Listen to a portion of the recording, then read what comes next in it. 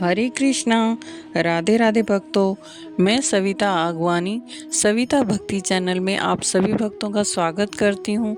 तो आइए आज पुरुषोत्तम मास के शुक्ल पक्ष की पद्मनी एकादशी की कथा का श्रवण करेंगे। इस महीने को अधिक मास, मल मास और लौंद मास भी कहा जाता है। आइए तो कथा शुरू करते हैं। श्री गणेशाय नमः। धर्मराज युधिष्ठिर ने पूछा कि हे जनार्दन, पुरुषोत्तम मास में जो एकादशी आती है उसका क्या महत्व है? पुरुषोत्तम मास के शुक्ल पक्ष की एकादशी का क्या नाम है और उसकी विधि तथा महात्म्य क्या है? तब भगवान श्री कृष्ण ने कहा कि हे धर्मराज, पुरुषोत्तम मास के शुक्ल पक्ष में आने वाली इस एकादशी का नाम पद्मनी एकादशी है। इस व्रत को पूर्ण श्रद्धा विधि विधान से करने पर व्रती की सभी मनोकामनाओं की पूर्ति होती है और वह सिद्धि पाता है। इसके महात्म्य का वर्णन स्वयं ब्रह्मा भी नहीं कर पाते हैं। फिर भी नारद के पूछने पर ब्रह्मा जी ने पापों को नष्ट करने वाले और भक्ति मुक्ति देने वाली एकादशी के इस व्रत का महात्म्य कहा है। पुरुषोत्तम मास के शुक्ल पक्ष की दशमी के दिन व्रत प्रारंभ करने का संकल्प लें। उस दिन व्रती कांसे के पात्र में भोजन ना करे। उड़द, मसूर, चना, कोदो, शाक, मधु और पराया अन्न, इन सभी खाद्यान्नों का त्याग करें। इसमें मद, मांस भी वर्जित है। इस दिन हविष्य अन्न अर्थात जौ, चावल आदि और जिसमें क्षार ना हो, सेंधा नमक का प्रयोग करें। इस दिन वैसे तो नमक नहीं खाना चाहिए। दशमी को भूमि पर शयन करें तथा ब्रह्मचर्य से रहें। एकादशी के दिन प्रातः ब्रह्म मुहूर्त में उठें। सूर्योदय से पहले उत्तम तीर्थ में स्नान करने के लिए जाएं। वहां आयुर्वेद की दृष्टि से उपयुक्त गोबर, मिट्टी, तिल, कुशा तथा आंवले के चूर्ण आदि का शरीर पर लेप करके विधि पूर्वक स्नान करते हुए मंत्र का जाप करें। स्नान करते हुए कहें कि हे मृत्तिके, तुमको 100 भुजा वाले श्री कृष्ण वाराह भगवान ने उठाया है अर्थात धारण किया है। हे मृत्तिके, तू ब्रह्मा जी को दी गई और कश्यप मुनि से अभिमंत्रित हुई है। पृथ्वी को बारंबार प्रणाम करें। यह प्रार्थना करें कि पृथ्वी आपका स्पर्श मुझे पवित्र कर दे और तीर्थों का स्मरण करें। प्रभु का स्मरण करते हुए स्नान करने के बाद स्वच्छ वस्त्र धारण कर विष्णु भगवान का पूजन करें। फिर संध्या, तर्पण आदि का नित्य नियम कर विष्णु भगवान के मंदिर में जाकर पूजा करें। राधा कृष्ण और शिव पार्वती की मूर्ति रखकर पूजन करें। इस पूजन के निमित्त धान्य पर मिट्टी या तांबे का कलश स्थापित करके उसके ऊपर वस्त्र लपेटें और गंध, फूल आदि से सजाएं। इसके बाद तांबे या मिट्टी के पात्र में देवता की मूर्ति रखें। स्वर्ण आदि चांदी की विष्णु भगवान की मूर्ति स्थापित कर पूजन करें। उस ऋतु में होने वाले कमल आदि के पुष्प चढ़ावें। अब प्रभु के उन दोनों प्रतिमाओं पर फूल माला, चंदन, गंध, सुगंध, केसर, धूप, दीप, नैवेद्य आदि विविध सामग्रियों से विष्णु भगवान का पूजन करें। पूर्ण श्रद्धा से भगवान के सामने कीर्तन, भजन और नृत्य गान करें। सभी से संयम पूर्वक वार्तालाप करें। झूठ ना बोलें और गुरु की निंदा ना करें। शास्त्रों, पुराणों की कथाओं को भी सुनना चाहिए। इस एकादशी को निराहार व निर्जल रहना चाहिए। इसमें जल पीना भी वर्जित है। यदि शक्ति न हो तो जल पान और फलाहार भी कर सकते हैं। सारी रात भगवान का पूजन, भजन, कीर्तन आदि के साथ साथ जागरण करें। प्रथम पहर की पूजा में नारियल, दूसरे पहर के पूजा में बिल्व पत्र और बिल्व फल, तीसरे में ऋतु फल और चौथे पहर में सुपारी या नारंगी अर्पण करनी चाहिए। प्रथम पहर में अग्नि का, द्वितीय पहर में वाजपेय यज्ञ का और तीसरे पहर में अश्वमेघ यज्ञ का फल प्राप्त होता है। श्रेष्ठ ब्राह्मणों को भोजन करावें। जो कलश आदि है उनका पूजन कर ब्राह्मणों को दान कर दें। जो मनुष्य उपयुक्त विधि से इस व्रत को करते हैं उनको जीवन में सफलता मिलती है तथा अंत में मुक्ति प्राप्त होती है। कृष्ण पक्ष की एकादशी के दिन व्रत में यह भी विधि है। पुलत्स्य मुनि ने यह कथा स्वयं नारद जी को बतलाई थी। अतः मन लगाकर अब पद्मनी एकादशी संबंधी कथा सुनो। हे धर्मराज युधिष्ठिर, एक समय कार्तवीर्य ने रावण को अपने बंदी गृह में बंद कर लिया।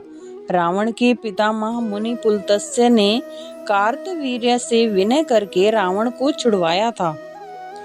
इस घटना के संबंध में नारद जी ने स्वयं पुलत्स्य से पूछा कि महाराज, जिस महाबली और माया रूपी रावण ने समस्त देवताओं सहित देवराज इंद्र को जीत लिया था, उसे कार्तवीर्य ने रावण को किस प्रकार बंदी बनाया। तब पुलत्स्य जी ने नारद जी से कहा कि पहले आप कार्तवीर्य की उत्पत्ति की कथा सुनिए। त्रेता युग में हैव्य नामक राजा का वंशज कार्तवीर्य महिष्मतीपुरी में राज्य करता था। उस राजा की सुंदर 100 रानियां थी, परंतु उन सब रानियों में से किसी को भी राज्य चलाने के लिए एक भी पुत्र उत्पन्न नहीं हुआ। पुत्र प्राप्ति के लिए राजा ने अनेक प्रयत्न किए। एक दिन इस बात से चिंतित हो राजा ने पुत्र पाने के लिए पंडितों को बुलवाया और पुत्र प्राप्ति के लिए यज्ञ भी करवाया। उसका कोई भी प्रयास सफल नहीं हुआ। इसके पश्चात देवता, पितृ, सिद्ध तथा अनेक चिकित्सकों आदि के उपायों से राजा ने पुत्र प्राप्ति के लिए प्रयत्न किए, परंतु वे सभी निष्फल रहे। पुत्र के बिना उसको सारा राज्य दुखमय प्रतीत होने लगा। उसको ज्ञान हुआ कि तप से उसको अभिष्ट फल की सिद्धि हो सकती है। मन में यह सोचकर राजा कार्तवीर्य तप करने हेतु वन में जाने की तैयारी करने लगा। राजा को वन में तपस्या के लिए जाते हुए देख उसकी एक परम प्रिय रानी इक्ष्वाकु वंश में उत्पन्न हुए राजा हरिश्चंद्र की पुत्री स्त्रियों में श्रेष्ठ पद्मनी ने राजा के साथ जाने की तैयारी की। राजा रानी दोनों ने अपने शरीर पर पहने हुए सब सुंदर वस्त्र और आभूषणों को त्याग कर बलक वस्त्र धारण कर गंधमादन पर्वत पर तप करने चले गए। राजा कार्तवीर्य और रानी पद्मनी ने उस पर्वत पर जाकर 10,000 वर्ष तक तप किया, फिर भी पुत्र की प्राप्ति नहीं हुई। तब उसकी पवित्रता रानी पद्मनी ने अपने पति के शरीर में केवल चमड़ी, नसें और अस्थियां मात्र शेष देखकर महासाध्वी अनुसुईया जी से नम्रता पूर्ण पूछा, हे साध्वी, मेरे पति को पुत्र की प्राप्ति के लिए तपस्या करते हुए 10,000 वर्ष बीत गए हैं, परंतु कष्टों को दूर करने वाले भगवान फिर भी किसी तरह से प्रसन्न नहीं हुए। मुझे पुत्र प्राप्त नहीं हुआ, इसका क्या कारण है? आप कृपा करके कोई ऐसा व्रत बताइए जिससे भगवान मुझ पर प्रसन्न हो और चक्रवर्ती राजा को पुत्र की प्राप्ति हो सके। तब महासाध्वी अनुसुईया जी ने पद्मनी से कहा कि हे सुंदरी, भगवान विष्णु को प्रिय पुरुषोत्तम मास की पद्मनी एकादशी का व्रत अनेक कष्टों से मुक्ति प्रदान करने वाला होता है। वर्ष के 12 मासों के अतिरिक्त एक अधिक मास होता है जो 32 मास के पश्चात आता है। इस अधिक मास के शुरू में पुरुषोत्तम मास आता है। यह सभी मासों से पवित्र होता है। यह 32 मास पश्चात आता है। उसमें द्वादशी युक्त पद्मनी और परमा नाम की शुक्ल पक्ष और कृष्ण पक्ष की 2 एकादशियां आती हैं। शुक्ल पक्ष की एकादशी का नाम पद्मनी है। तुम जागरण सहित उसका व्रत करो। इस व्रत के कारण भगवान तुम पर प्रसन्न होकर शीघ्र ही तुम्हें पुत्र देंगे। इसके पश्चात अनुसुईया जी ने रानी से व्रत की सब विधि कही। उसको सुनकर सुंदर रानी पद्मनी पुत्र की प्राप्ति की इच्छा से व्रत करने लगी। वह सदैव एकादशी को निराहार रहकर रात भर जागरण करती, कुछ काल बीतने पर एक बार पद्मनी एकादशी व्रत समाप्त होने पर भगवान विष्णु प्रसन्न होकर गरुड़ पर आरूढ़ हो रानी के पास आए और वर मांगने के लिए कहा। भगवान विष्णु की मधुर वाणी सुनकर उस पतिव्रता ने उनकी स्तुति कर विनय की कि हे महाराज, आप मेरे पति को वरदान दीजिए। तब भगवान बोले कि हे पद्मनी, पुरुषोत्तम मास के समान मुझे और दूसरा कोई मास प्रिय नहीं है। उसमें जो प्रीति को अधिक बढ़ाने वाली एकादशी का व्रत तुमने महारानी माँ अनुसुईया जी के कथनानुसार किया है तथा जागरण भी किया है, इससे मैं तुम पर अत्यंत प्रसन्न हूँ। श्री विष्णु भगवान ने राजा जी से कहा कि हे राजन, जिससे आपका मनोरथ सिद्ध हो वही वर मांगो।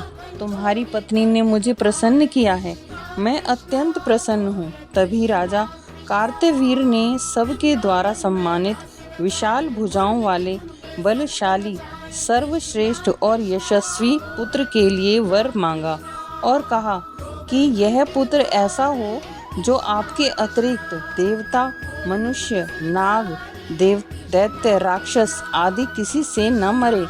राजा की यह बात सुनकर भगवान वरदान देकर अंतर ध्यान हो गए। इस वर के प्रभाव से पद्मनी के कार्तवीर पैदा हुआ। तीनों लोकों में भगवान के अतिरिक्त उसे जीतने में कोई भी समर्थ नहीं था। ऐसा कार्तवीर यदि रावण को पराजित कर दे तो कौन सा आश्चर्य था, क्योंकि महाबली कार्तवीर देवाधिदेव देवता भगवान विष्णु के वरदान से उत्पन्न हुआ था।